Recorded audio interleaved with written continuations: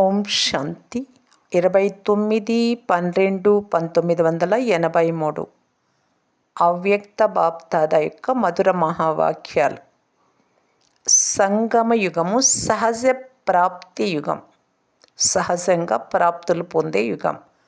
దయా హృదయులైన, విశాల హృదయులైన బాబా ఈరోజు పెద్ద మనస్సును ఉంచే మనోల్లాసము కల పిల్లలను కలుసుకునేందుకు వచ్చారు.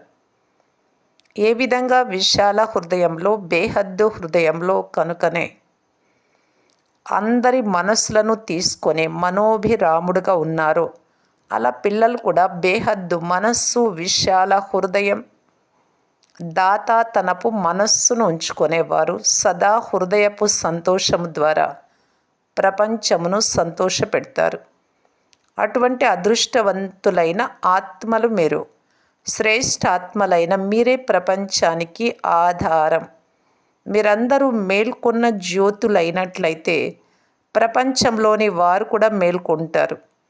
మీరు నిద్రపోతే అజ్ఞానంలో ఉండడం, ప్రపంచం కూడా నిద్రపోతుంది. మీ అందరిదే ఎక్కే కళ ఉన్నట్లయితే సర్వాత్మల కళ్యాణం జరుగుతుంది. అందరూ యథాశక్తి సమయ అనుసారంగా ముక్తి మరియు జీవన్ముక్తిని పొందుతారు.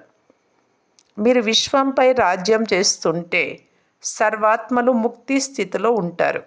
3 లోకాలలో మీ రాజ్య సమయంలో దుఃఖము, అశాంతుల గుర్తులే ఉండవు. ఇలా సర్వాత్మలకు బాబా ద్వారా సుఖశాంతుల అంచలిని ఇప్పిస్తారు. ఆ అంచలి ద్వారా, దోసిలి ద్వారా అందరికీ బహుకాలం నుంచి ఉన్న ముక్తి యొక్క ఆశ పూర్తి అవుతుంది. ఇలా సర్వాత్మలకు, విశ్వానికి యథాశక్తి ప్రాప్తిని కలిగించే సర్వప్రాప్తి స్వరూపులే కదా. ఎందుకంటే డైరెక్టు సర్వప్రాప్తుల దాత, సర్వశక్తుల విధాత, క్షణములో సర్వ అధికారాలను ఇచ్చే వరదాత, శ్రేష్ఠ భాగ్య విధాత, అవినాశి తండ్రి యొక్క పిల్లలుగా అయ్యారు. అటువంటి అధికారి ఆత్మలకు సదా అధికారమును గుర్తు చేసుకుంటూ ఆత్మిక శ్రేష్ఠ నశ మరియు సదాకాలపు సంతోషం ఉంటుందా? బేహద్దు సంతోషం ఉంటుందా? బేహద్దు మనస్సు కలిగిన వారు ఎటువంటి హద్దు ప్రాప్తి వైపుకైనా ఆకర్షితులవ్వడం లేదు కదా. సదా సహజ ప్రాప్తి యొక్క అనుభవీ మూర్తులుగా అయ్యారా, లేక చాలా శ్రమ చేసిన తర్వాత ఏదో కాస్త ఫలితాన్ని ప్రాప్తి చేసుకుంటారా? వర్తమాన సమయపు సీజన్ ప్రత్యక్ష ఫలమును తినేది. ఒక్క శక్తిశాలి సంకల్పము లేక కర్మను చేశారు మరియు ఒక్క బీజము ద్వారా పదమ గుణాలుగా ఫలాన్ని పొందారు. కనుక సీజన్ ఫలమును అనగా సహజ ఫలము యొక్క ప్రాప్తిని పొందారా? ఫలం అనుభవం అవుతుందా, లేక ఫలం వచ్చే దానికంటే ముందే మాయారూపీ పక్షి ఫలాన్ని అంతమైతే చేయడం లేదు కదా. మరి ఇంత అటెన్షన్ ఉందా, లేక శ్రమ పడుతూ, యోగాన్ని చేస్తూ, చదువును కూడా చదువుతూ, యథాశక్తి సేవను చేస్తున్నా కూడా ఎంత ప్రాప్తించాల్సి ఉందో అంత ప్రాప్తించడం లేదా? ప్రాప్తించడం సదా ఉండాలి. ఎందుకంటే 1కి 10 రెట్లు అయినప్పుడు లెక్కలేనంత ఫలం యొక్క ప్రాప్తి ఉంటుంది కదా. అయినా కూడా సదా ఉండదు, ఎంత కావాలో అంత ఉండదు. అందుకు కారణం సంకల్పము, కర్మరూపీ బీజం శక్తిశాలిగా లేదు. వాతావరణ రూపీ ధరణి శక్తిశాలిగా లేదు. లేక ధరణి మరియు బీజం బాగున్నాయి, ఫలాలు కూడా వెలువడుతున్నాయి. కానీ నేను చేశాను ఈ హద్దు సంకల్పము ద్వారా అపరిపక్వంగా పండును తినేస్తారు. లేక మాయకు చెందిన భిన్న భిన్న సమస్యలు, వాతావరణం, సాంగత్య దోషం, పరమతం లేక మన్మతం, వ్యర్థ సంకల్పరూపీ పక్షి ఫలాలను ఖాళీ చేసేస్తుంది. కనుక ఫలాల నుండి అనగా ప్రాప్తుల నుండి, అనుభూతికి చెందిన ఖజానాల నుండి వంచితులైపోతారు. అటువంటి వంచిత ఆత్మల పట్ల ఇలా ఉంటుంది. ఎందుకో తెలియదు. అటువంటి వ్యర్థమైన శ్రమను చేసే వారైతే కారు కదా, సహజ యోగులు కదా. సహజ ప్రాప్తి సీజన్లో ఎందుకు కష్టపడతారు? వారసత్వం ఉంది, వరదానం ఉంది, సీజన్ ఉంది, తండ్రి ఉన్నారు, పెద్ద మనస్సు గల దాత ఉన్నారు, విశాల హృదయులైన భాగ్య విధాత ఉన్నారు. అయినా కూడా శ్రమ ఎందుకు? సదా హృదయ సింహాసన అధికారి పిల్లల కష్టం ఉండదు. సంకల్పం చేశారు, సఫలత లభించింది. విధి అనే స్విచ్ను ఆన్ చేశారు మరియు సిద్ధి ప్రాప్తించింది. అటువంటి సిద్ధి స్వరూపులే కదా. లేక శ్రమ చేసి చేసి అలసిపోతారా? శ్రమ పడేందుకు కారణం సోమరితనము మరియు నిర్లక్ష్యం. కానీలే, చేస్తాంలే, అవుతాంలే ఇలాగా. స్మృతి స్వరూపము అనే కోట లోపల ఉంటారా? లేక కోటలో ఉంటూ కూడా ఏదో ఒక శక్తి యొక్క బలహీనత అనే తలుపును లేక కిటికీని తెరుస్తారు కనుకనే మాయకు ఛాన్స్ ఇస్తారు. ఏ శక్తి యొక్క లోటు ఉంది అనగా ఏ దారి తెరిచి ఉంది అన్నదానిని చెక్ చేసుకోండి. సంకల్పంలో కూడా దృఢత లేనట్లయితే దారి కాస్త తెరిచి ఉంది అని భావించండి. కనుకనే నడవడం అయితే బాగానే నడుస్తూ ఉన్నాం, అన్ని నియమాలు పాలన చేస్తున్నాం, శ్రీమతంపై నడుస్తున్నాము అని అంటారు. కానీ నెంబర్ 1 సంతోషము మరియు దృఢతతో కాదు. నియమాలపై నడవాల్సే వస్తుంది. బ్రాహ్మణ పరివారపు లోక నిందకు వశలై ఏమని భావిస్తారో ఇటువంటి తప్పనిసరి పరిస్థితులలో లేక భయంతో నియమాలనైతే పాలన చేయడం లేదు కదా. దృఢతకు గుర్తు సఫలత. ఎక్కడ దృఢత ఉంటుందో అక్కడ సఫలత లేకపోవడం అనేది జరగదు.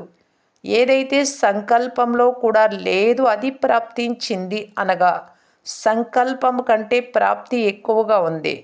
కనుక వర్తమాన సమయము సహజ సర్వప్రాప్తుల యుగము కనుక సదా సహజయోగి భవ యొక్క అధికారులుగా మరియు వరదానులుగా అవ్వండి. అర్థమైందా?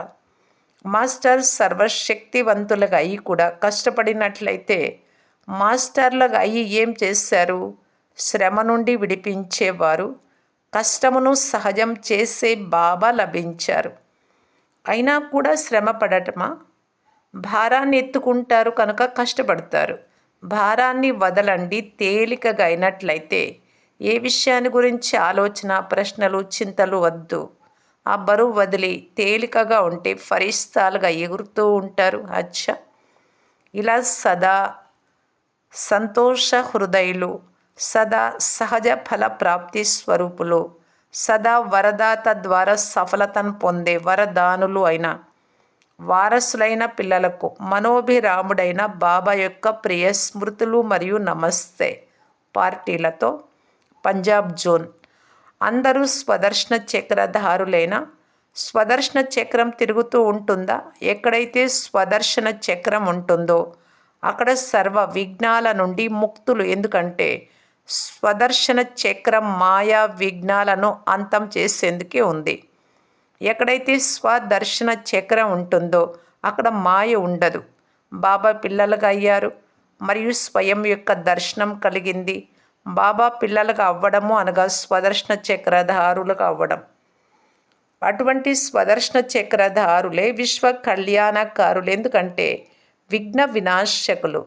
విఘ్న వినాశకుడు అని గణేశుణ్ణి అంటారు. గణేష్నికి ఎంతో పూజ జరుగుతుంది, ఎంతో ప్రేమగా పూజ చేస్తారు, ఎంతగా అలంకరిస్తారు, ఎంత ఖర్చు చేస్తారు.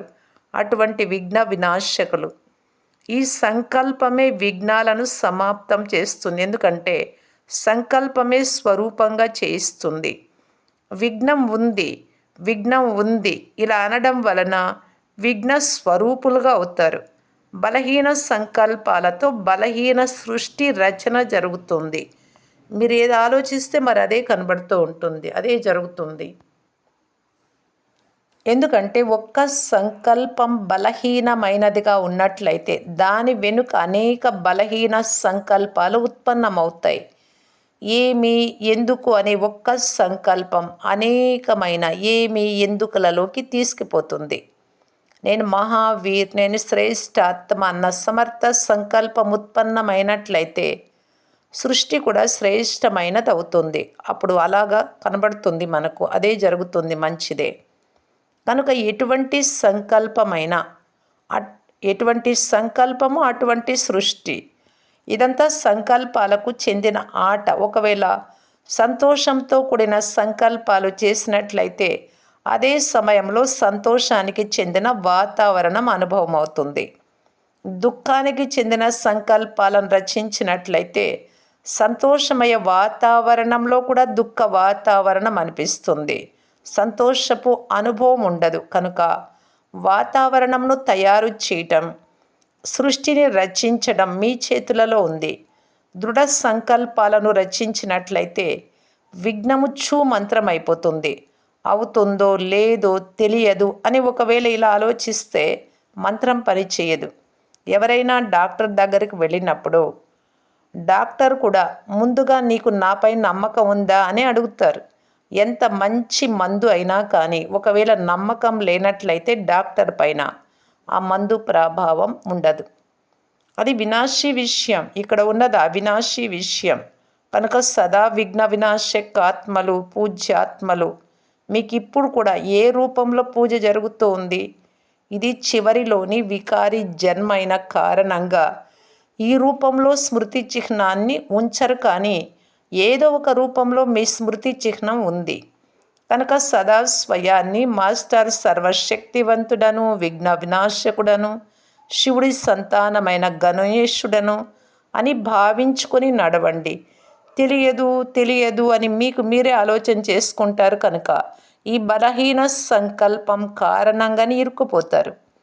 కనుక సదా సంతోషంతో ఊగుతూ సర్వ విఘ్నహర్తలుగా అవ్వండి. సర్వుల కష్టమును సహజం చేసేవారుగా అవ్వండి. ఇందుకొరకు కేవలం దృఢ సంకల్పము మరియు డబల్ లైట్గా కావాలి, అంతే. నాదంటూ ఏమీ లేదు, అంతా బాబాది. ఎప్పుడైతే భారాన్ని స్వయంపై వేసుకుంటారో అప్పుడు అన్ని రకాల విఘ్నాలు వస్తాయి. నాది కాదు అని అనుకున్నట్లయితే నిర్విఘ్నంగా ఉంటారు. నాది అనుకుంటే విఘ్నాల వల ఏర్పడుతుంది. కనుక వలను నాశనం చేసే విఘ్న వినాశకులు. బాబా పని కూడా అదే. బాబా కార్యమేదో అదే పిల్లల కార్యం. ఏ కార్యమైనా సంతోషంతో చేసినట్లయితే ఆ సమయంలో విఘ్నాలు రావు. కనుక సంతోషంగా కార్యంలో బిజీగా ఉండండి. బిజీగా ఉన్నట్టయితే మాయ రాదు. అచ్చా. సెకండ్ గ్రూప్తో సదా సఫలత అన్న మెరుస్తున్న సితారాలు, ఈ స్మృతి ఉంటుందా? ఇప్పుడు కూడా ఈ ఆకాశ సితారాలను అందరూ ఎంత ప్రేమగా చూస్తారు. ఎందుకంటే అవి వెలుగునిస్తాయి, మెరుస్తాయి, కనుక ప్రేమ అనిపిస్తాయి. మరి మెరుస్తున్న సితారాలైనా మీరు కూడా సఫలతకు చెందినవారు. సఫలతను అందరూ ఇష్టపడతారు. ఎవరైనా ప్రార్థించేటప్పుడు కూడా ఈ కార్యాన్ని సఫలం చేయండి అని ప్రార్థిస్తారు. సఫలతను అందరూ కోరుకుంటారు. మరియు మీరు స్వయం సఫలతా సితారాలుగా అయ్యారు. మీ జడ చిత్రాలు కూడా సఫలత యొక్క వరదానాన్ని ఇప్పటి వరకు ఇస్తూ ఉన్నాయి. కనుక ఎంత మహాన్గా అయ్యారు, ఎంత ఉన్నతులు. ఈ నశ మరియు నిశ్చయంలో ఉండండి. సఫలత వెనుక పరిగెత్తేవారు కారు, కానీ మాస్టర్ సర్వశక్తివంతులు అనగా సఫలతా స్వరూపులు. సఫలత మీ వెనుకనే స్వతహాగా వస్తుంది. థర్డ్ గ్రూప్తో స్వయమును సదా బాబాతోటి ఉండే వారిగా, సదా సహయోగాన్ని తీసుకునే ఆత్మలుగా భావిస్తున్నారా? సదా తోడును అనుభవం చేస్తున్నారా? ఎక్కడైతే సదా బాబా తోడు ఉంటుందో అక్కడ సహజంగా సర్వప్రాప్తులు ఉంటాయి. ఒకవేళ బాబా తోడు లేనట్లయితే సర్వప్రాప్తులు కూడా ఉండవు. ఎందుకంటే బాబా సర్వప్రాప్తుల దాత. ఎక్కడైతే దాత తోడుగా ఉంటారో అక్కడ ప్రాప్తులు కూడా తోడుగా ఉంటాయి. సదా బాబా తోడు అనగా సర్వప్రాప్తుల అధికారులు. సర్వప్రాప్తి స్వరూపాత్మలు అనగా నిండు ఆత్మలు. సదా అచలంగా ఉంటారు. నిండుగా లేనట్లయితే కదులుతూ ఉంటారు. సంపన్నము అనగా అచలం. బాబా తోడు ఇస్తున్నప్పుడు తీసుకునేవారు తీసుకోవాలి కదా. దాత ఇస్తున్నప్పుడు పూర్తిగా తీసుకోవాలి, కొద్దిగా కాదు. భక్తులు కొద్దిగా తీసుకొని సంతోషపడిపోతారు, కానీ జ్ఞాని అనగా పూర్తిగా తీసుకునేవారు. జర్మన్ గ్రూప్తో సదా స్వయాన్ని బాబాకు సమీప రత్నంగా భావిస్తున్నారా? ఎంత దూరంగా ఉంటారు? దేశం లెక్కలో దూరంగా ఉన్నా కానీ మనస్సుకైతే దగ్గరగా ఉన్నారు. ఇలా అనుభవం అవుతుంది కదా. ఎవరైతే సదా స్మృతిలో ఉంటారో స్మృతి సమీపమున అనుభవం చేస్తుంది. ఎవరినైనా జ్ఞాపకం చేసుకుంటూ ఉన్నప్పుడు దగ్గర అనుభవం అవుతుంది కదా. అలాగా సహజ యోగులు కదా బాబా అని అన్నప్పుడు బాబా అన్న మాటయే సహజ యోగిగా తయారు చేస్తుంది. బాబా మాట ఇంద్రజాలపు మాట. ఇంద్రజాలపు వస్తువు కష్టం లేకుండానే ప్రాప్తి చేస్తుంది. మీకు అందరికీ ఏం కావాలి అంటే అది సుఖం కావాలి అంటే, శాంతి కావాలి అంటే, శక్తి కావాలి అంటే, ఏది కావాలి అన్నా బాబా అని అన్నట్లయితే అన్నీ లభిస్తాయి. అటువంటి అనుభవం ఉందా? బాప్దాదా కూడా విడిపోయి ఉన్న పిల్లలు ఎవరైతే మళ్ళీ వచ్చి కలుసుకున్నారో అటువంటి పిల్లలను చూసి సంతోషిస్తారు. ఎక్కువ సంతోషం ఎవరికి ఉంటుంది, మీకా లేక బాబాకా? బాప్దాదా ఎల్లప్పుడూ పిల్లలు ప్రతి ఒక్కరి విశేషతను స్మరణ చేస్తారు. ఎంత అదృష్టవంతులు! బాబా మమ్మల్ని గుర్తు చేస్తారు అనే అనుభవం చేస్తున్నారా? అందరూ వారి వారి విశేషతలలో విశేషాత్మలు. ఈ విశేషత అందరిలో ఉంది. వీరు దూరదేశంలో ఉన్న ఇతర ధర్మంలోకి వెళ్ళినా కూడా మరలా బాబాను కలుసుకున్నారు, బాబాను తెలుసుకున్నారు కనుక ఈ విశేష సంస్కారంతో విశేషాత్మగా అయ్యారు. అచ్చా. ఓం శాంతి.